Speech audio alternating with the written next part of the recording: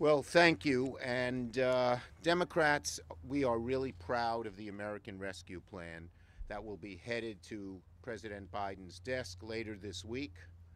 This is one of the most significant pieces of legislation passed in decades. It will do more to help the middle class, poor people, and people struggling to get into the middle class than any bill in a very long time. Let me tell you what it does. It has deliverables. It's going to put money in working families' bank accounts. It's going to get vaccines in people's arms. It's going to get our kids back in school safely. It's going to cut child poverty in half and so much more. Democrats are delivering. Promises made, promises kept.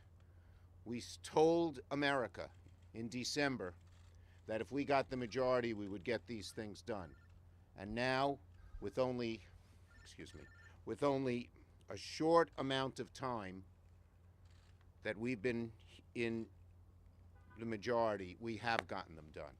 Contrast this to what the Republicans did.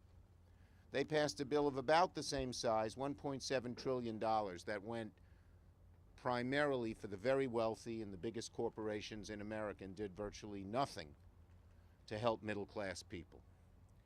And we believe that this will show the American people that we can get things done to make their lives better. This is the broadest, most comprehensive bill to help the middle class that's come along in decades. It goes where the needs are the greatest. We're going to keep working to continue to pass big, bold legislation that makes American people's lives better.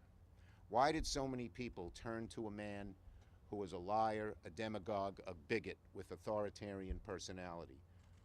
Well, many of them lost hope that they could get that a positive government can help them. We are in the act and in the process of restoring that hope, and we think it'll have significant consequences for the American people economically, politically, and even going to their faith in government. Dick Durbin.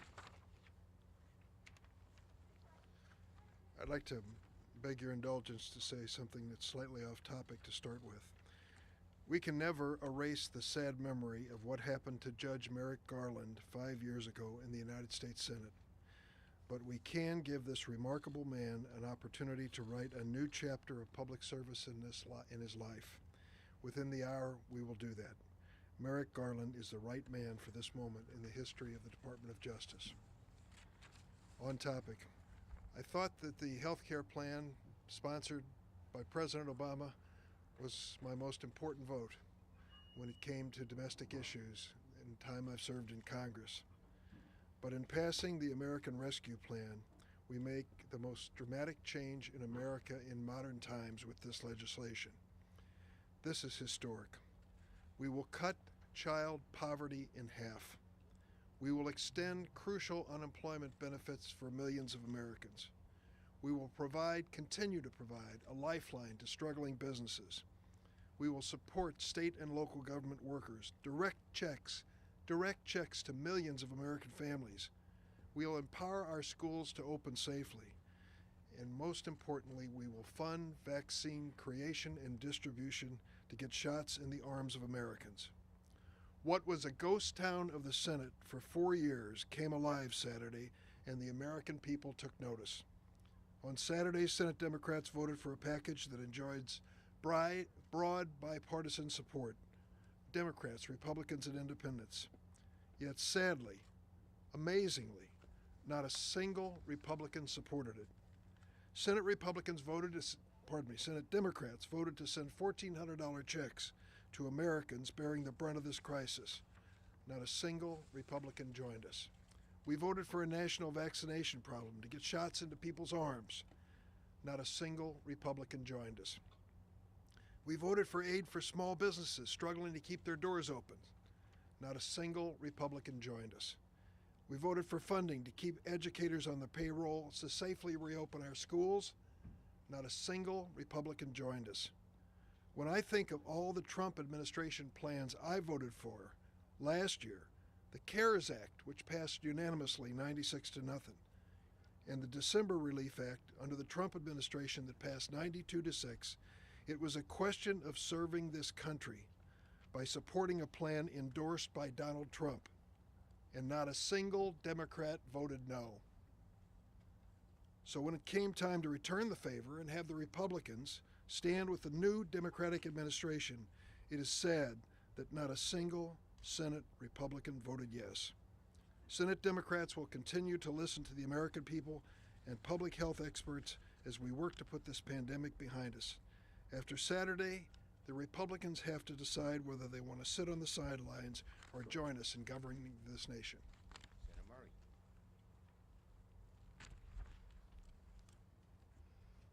Thank you. Nearly a year ago to the date, since COVID-19 was declared a pandemic, and despite complete opposition among Republicans in Congress, we are about to get the kind of help to people they have been saying they need all along. We will get help to get vaccines out to communities and in arms faster, more equitably. We'll direct resources specifically to communities of color, people with disabilities, tribes, and hard-to-reach communities who have experienced the worst of this pandemic. Schools will desperately get their desperately needed resources to get students back in the classroom for in-person learning safely.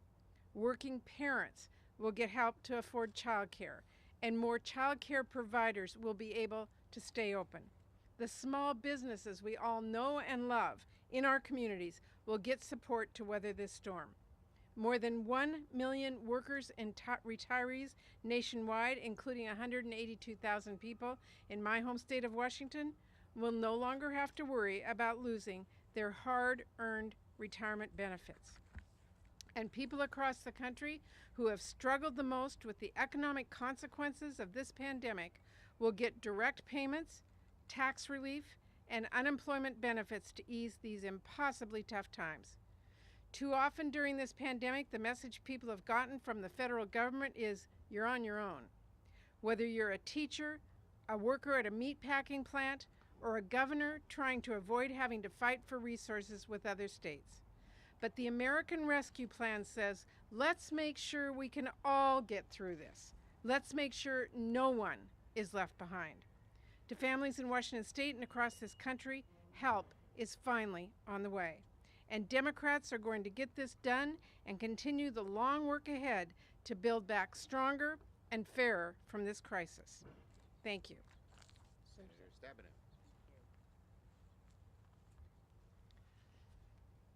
First, I'd like to take a moment and say thank you to Senator Schumer. We have all been involved in putting this together, but Senator Schumer was the glue holding all of us together and working incredibly hard. And one of the things that we're so proud of is that when we come together, all of us as Democrats, working with President Biden, working with our House Democratic colleagues, we are doing big, important things to help the American people.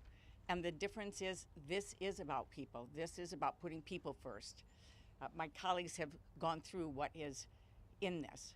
But in addition to me, this is the contrast between who and what Republicans care about and who and what we care about. When the Republicans were in control of the House and Senate and the presidency, they passed a $2 trillion tax cut for the wealthiest and most well-connected people in our country. When we're now in the same position, our priority is to cut child poverty in half with a different kind of tax cut. Tax cuts are in this bill, but the tax cuts in this bill will lift people out of poverty and make sure people have a fair shot to succeed. Very first thing the Republicans tried to do in 2017 was take away the health care of tens of millions of Americans. This proposal increases the capacity for people to get health care through the Affordable Care Act and for their employer-based insurance like COBRA. It allows them to be able to get the vaccines and the health care they need. Very different version, very different vision of what we think is important. And I would urge you to take a look at the 505 amendments that were offered, not all of them voted on, but that were offered by Republicans that systematically said what they believe and what their values are. There were 4 amendments alone to cut WIC, women, infant, and children, which is literally taking food out of the mouths of babies. There was an amendment to take away the pension protections for millions of Americans right now who did nothing but follow the rules and want to have dignity in retirement of a pension. There were amendments to cut police and firefighters and the COVID response locally. They voted to take that away. They voted to take away help for all of the efforts to keep people in their homes and to allow them to have the support they need to get through this pandemic. And they were willing to vote against the efforts to get our kids back in school safely. So there's a big difference. It's not just the bill, which is incredible. It's the value statement about what we believe in and what they believe in and who we're willing to fight for. And those are the folks we're going to continue to fight for as we go forward. Thank you, Deb. Questions? We'll start here and work our way over. Start with the women first, fellas. It's like a Jewish synagogue where the women sit on one side. Go ahead. They're in the front. They're smarter as always.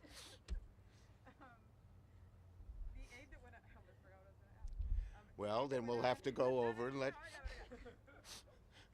So the aid that went out in December, there's quite a lot of it that has still not gone out. Rental assistance, Save Our Stages, which you were instrumental in.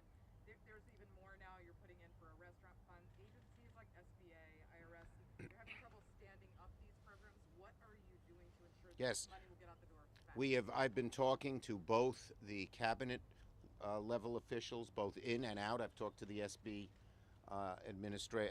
administrator to try and speed this up as quickly as possible. We want to do it well, but we want to get it out there quickly, and they're working very hard to get the monies out. Now, we don't want to make the same mistakes. Like the first PPP went to the big boys and big girls and didn't go to the average person. So that because it wasn't done carefully enough. But this administration has all the right priorities. It wants the money to go to the people who need it the most, and they're working very quickly to get the money out. Now that the COVID relief bill has passed and you're making good progress on the cabinet nominations, what is your next legislative agenda item for the floor?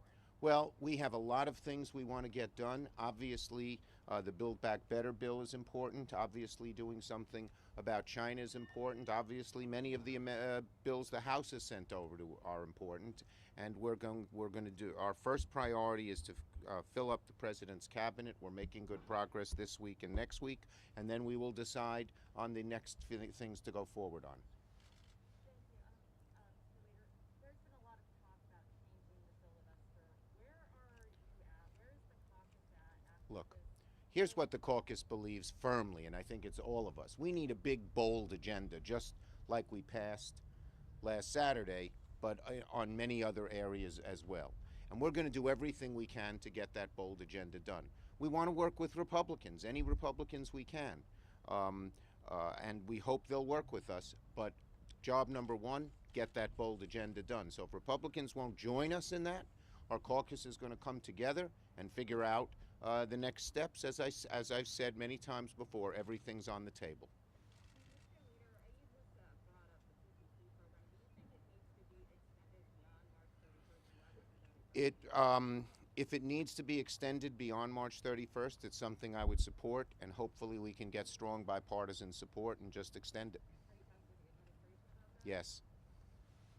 Leader Schumer, what do you think about Senator Manchin on the filibuster, saying he was up for making it tougher, making it more like a talking filibuster? Is that something you would seriously Well, look, consider? again, as I said, big bold agenda is job number one. Everything is on the table. We will sit down as a caucus and figure out what to do if our Republican colleagues won't join us. Would you work with Senator Manchin? I work with everybody. I get along very well with Senator Manchin. We don't agree on some things, but we always talk to each other. Senator Collins did not appreciate your comments last night about her. Do you anticipate being able to work with her going forward? Look, as I said, our number one job is to pass a big, bold agenda, and we'll work with any Republican we can to get that done. How's your relationship with Go ahead. In terms of the recovery plan that's coming up with the infrastructure and other spending, Well, we're sitting down. Look, it's got to be big and bold, and we're sitting down and talking to the Biden administration about it. Thank you, everybody. Well, yep. Look, as I said, we're going to work with any.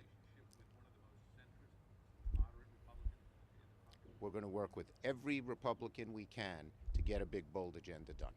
Thank you, everybody.